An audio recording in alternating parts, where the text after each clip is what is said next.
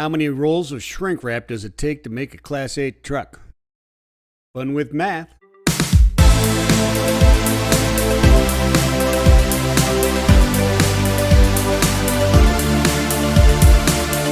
But first, is the distribution arm of your supply chain sustainable? Are you sustainable if you are the distribution arm? Is your warehousing and DC infrastructure sustainable? Well, let's do some math.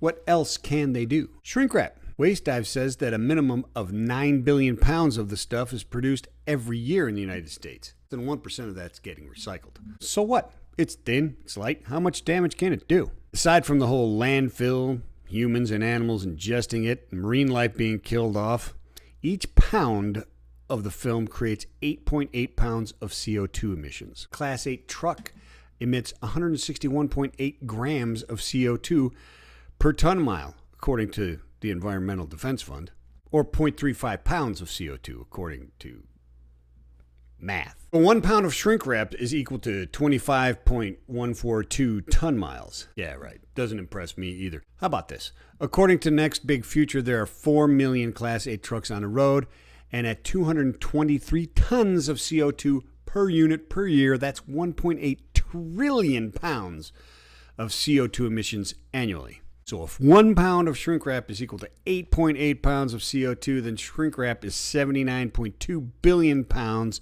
of CO2 emissions annually, or about 4.4% of all trucks. No? Okay, straight up.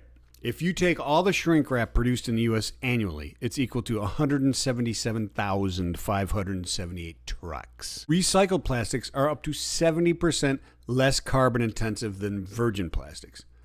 So we're looking at around 124,578 trucks off the road by recycling shrink wrap plastics. Got a DC?